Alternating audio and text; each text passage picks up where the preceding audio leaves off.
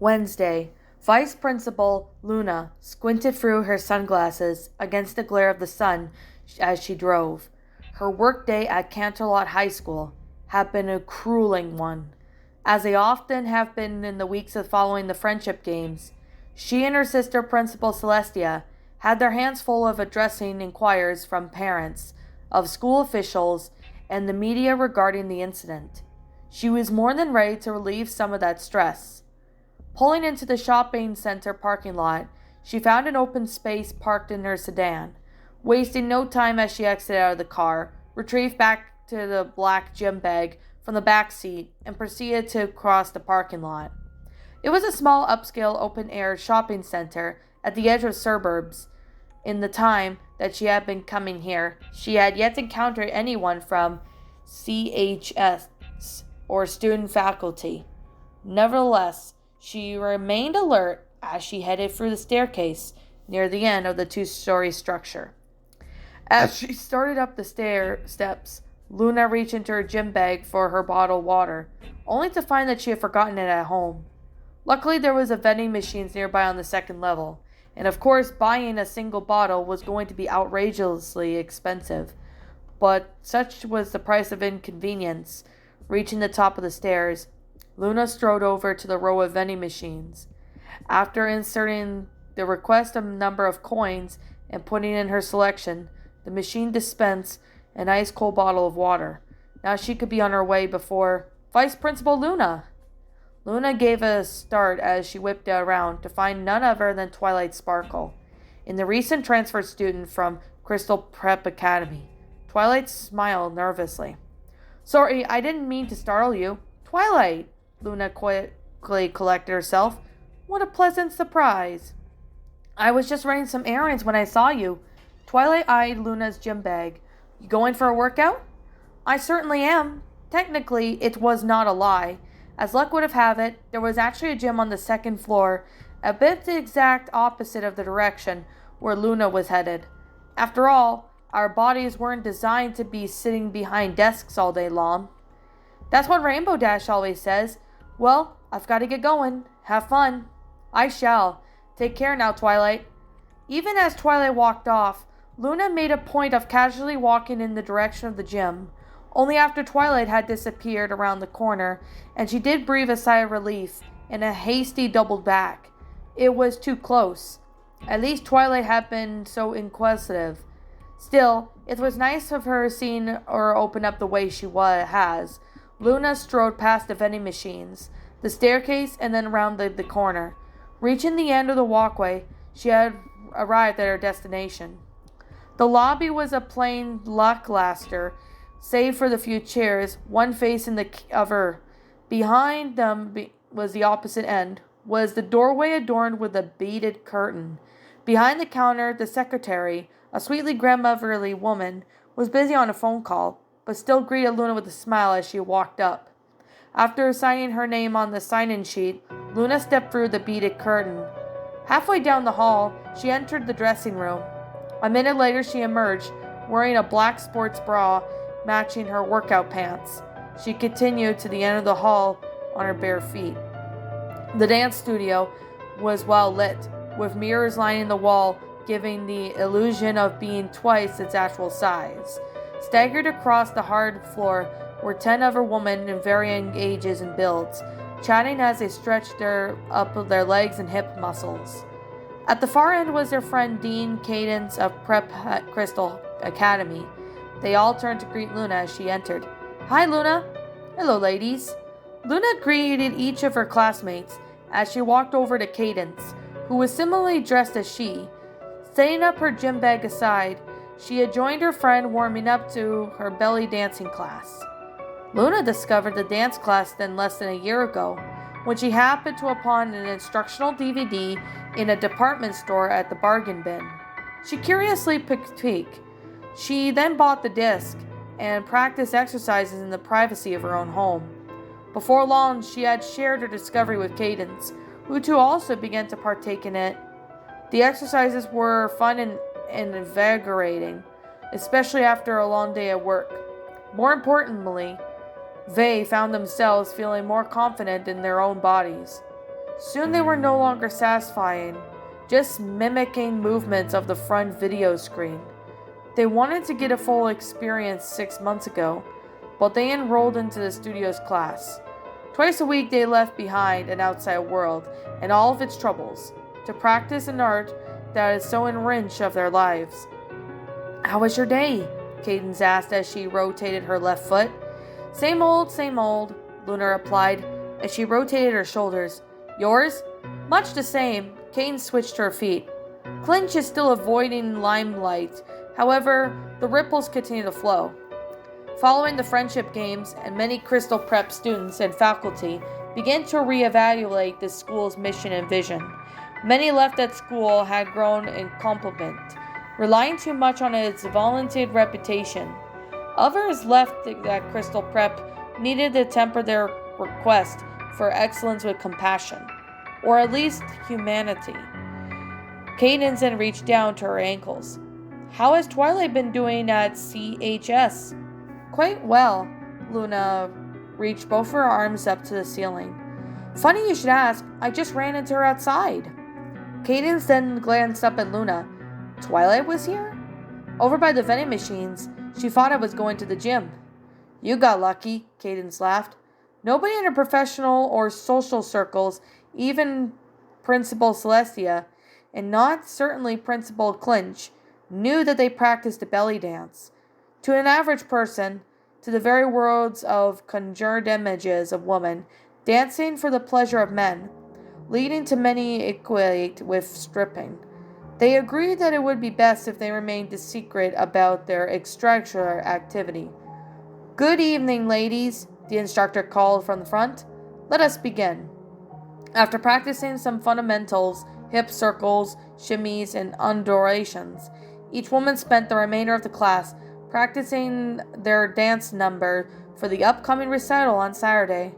Every quarter of the year, the studio had a recital that gave each of the students a chance to choreograph and perform their own dance routines. It would be Luna and Cadence's second recital, and they were both excited, yet at the same time wistful. Each of the other women in their class had friends and family members who would regularly attend their recitals. Loved ones who understood what the dance meant to them, and were not embarrassed to show their support. It would be nice too if they had someone cheering them on. Saturday, with Fluttershy taking Spike to the dog park, Twilight Sparkle had some time to catch up with her elder brother, Shining Armor. Shining had heard about the incident at the Friendship Games from Cadence and a few others. While he did not fully comprehend the circumstances for the powers at work, one thing was certain was that his younger sister needed support more than ever. He and Twilight decided to visit the old town. As his name implied, many of the buildings of the old town were constructed over half a century ago, and still remained the period appearance. Walking down the street, Twilight and Shining felt that they had gone back time. From their first stop was the comics and game shop, although Shining had not played the ogres and Elplets in a long time, but he liked to keep up with the current edition. Next they paid a visit to the used bookstore, where Twilight pursued the shelves for various out-of-print titles. She did end up buying a square-shaped black hardcover book entitled Mysterious Creatures, which reminded them of their youth back when dabbled cryptozoology. Now that they sat in the patio of the local coffee house, Twilight had just told Shining about the frequent sleepovers she had with Rainbows, and now that they have reached out to some of their former Crystal Prep classmates, the latter had been a gamble, but it was ultimately paid off. Proud as Shining was able to have Crystal Prep Shadowbolt, Twilight's transfer to Canterlot High had been clearly done with a world of gold. For the first time in a long time, his sister seemed to be comfortable in her own skin. Twilight took a sip of her hot apple cider, to which it was nowhere nearly as good as the cider made by Applejack and her family. "I'm really glad CHS has welcomed you warmly," said Shining. "In a couple of weeks, I'll be joining the girls on a trip to Camp Everfree." "Is that place even still open?" "Last I heard it was." Shining was about to take a sip from his mocha latte, when Twilight's eyes suddenly locked onto something in the distance. "What is it, Twilight?" Vice Principal Luna and Dean Cadence over there." At the mention of Cadence's name, Shining glanced over his shoulder. Sure enough, across the street, the little ways down, were both Cadence and Luna. "Well, isn't this a small world?" Shining quipped. The two women walked on the sidewalk a bit before entering the front doors of the Old Town Theater. "Let's go say hello," Twilight said. Finishing their drinks and discarding their cups in the waste bin, they tossed this across the street and walked up to the theater. A line of people stood in front of the box office. They nearly neared the front entrance when they spotted the posters advertising the day's event. Twilight and Shining Armor both looked at each other as they connected the dots. Vice Principal Luna and Dean Cadence belly dancing? Had they come to watch a show, or were they performing? For a moment, neither Twilight or Shining Armor said a word, but they looked around at people standing in line. With the exception of two men, the line was made entirely of women, varying of all ages, some old enough to be grandmothers. Some of the men even appeared to be the father of two young girls, who were talking about seeing their mommy perform. Twilight and Shining just looked back at each other. Without saying a word, they came to an agreement that there was one way to find answers to the questions now burned in their minds. Backstage, Luna and Cadence stood with their classmates, having just changed into their costumes. Luna's outfit consists of a black bra, belt, and skirt with silver accents. Cadence's was similar, a bit sky blue on the gold accents. Luna peeked out from the curtains with the gathering audience, many of whom she recognized from the last recital. Then she spotted a purple-haired girl and a blue-haired young man entering the lobby. The blood drained from Luna's face as she urgently tapped Cadence on the shoulder. "What is it, Luna?" "Twilight Sparkle and Shining Armor are in the audience." Cadence's eyes grew as wide as saucers. She peeked through the curtains and gasped when her eyes fell upon Shining and Twilight as they seated themselves on the third row of the stage. Cadence's face flushed red as she turned around and joined Luna in staring off into space. All the dread possibilities raced through their minds. Did Twilight and Shining knew that they were performing? How would they see them all after this? How long before all of Canterlot High and Prep Crystal knew? How long would it be before they were dismissed from their positions? Cadence's thoughts were focused more on Shining Armor. Would he think now that she was a loose woman? Would he leave her? Would he? "Places, ladies," the instructor called. "It's show time." Wearing their teacher's voice snapped Luna and Cadence back to reality. Even if they could bail right now, what would that accomplish? Even that, since their first recital, they have ever longed for someone every day of their lives to come and watch them perform. And now they had gotten their wish, they had to give Twilight Sparkle and Shining Armor a chance. Together, they each took a slow, deep breath and regained their composure. "We're being ridiculous," Luna stated plaintively. "This is what we wanted. Let's show them exactly what this means to us." With that, Luna and Cadence took their positions. Twilight and Shining powered off their cell phones as the lights began to dim. A woman's voice boomed over the speakers. "Good morning, ladies and gentlemen, boys and girls. Thank you for all joining us today. My students have worked preparing for this event, and well, we've got a show for you." The entrancing blend of percussion, strains that what sounded like chanting, poured from the speakers. As the curtains rose, the stage lights illuminated the 12 women assembled before them. Twilight and Shining spotted Luna and Cadence on the left side of the formation, moving in synchronization. The other woman, as they smiled, spun and undulated. The other dancers varied in age, ranging from their 20s to 40s, and one who might have been older, regardless of age or build.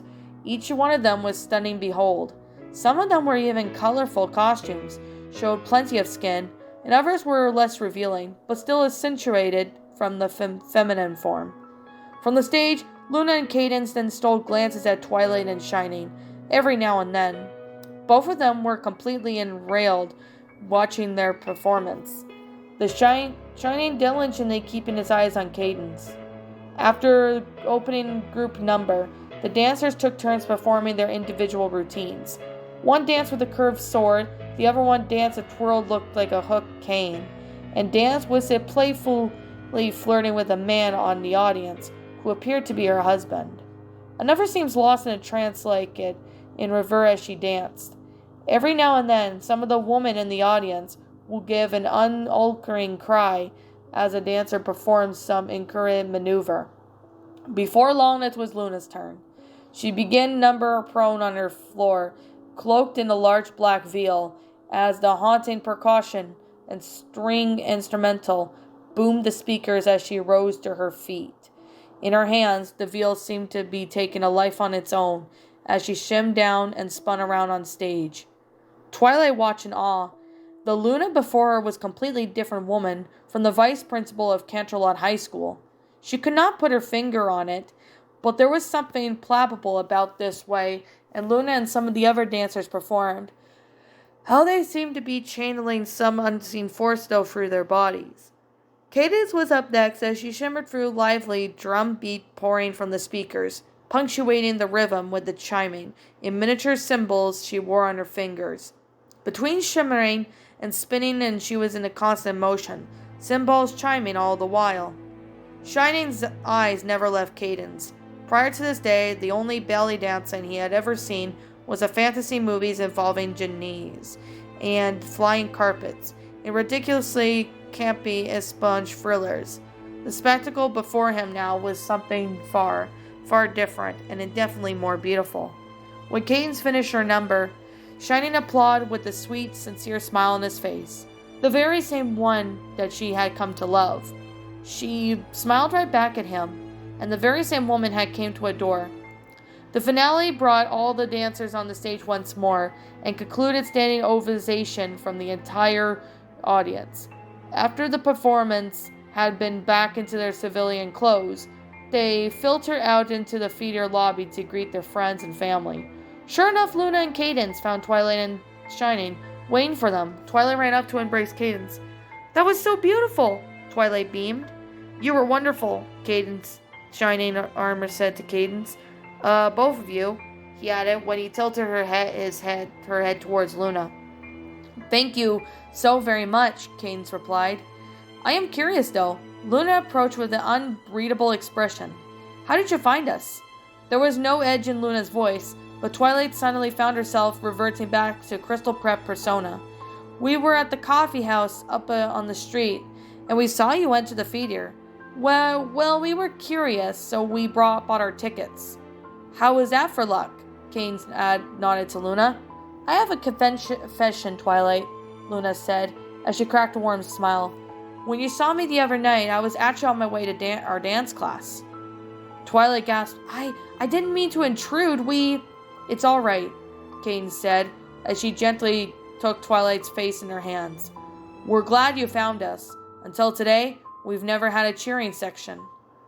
With that, Twilight's smile returned. "Still," Luna added, "we would greatly appreciate it if you both remained discreet." "Say no more," Shining smiled as he made a zipping motion across his lips. Cadence planted a kiss on his cheek. "Cross my heart," Twilight said, as she drew an X over her left breast. "I did have one question, though." "What's that?" Luna asked. "Was there an age requirement for that class?"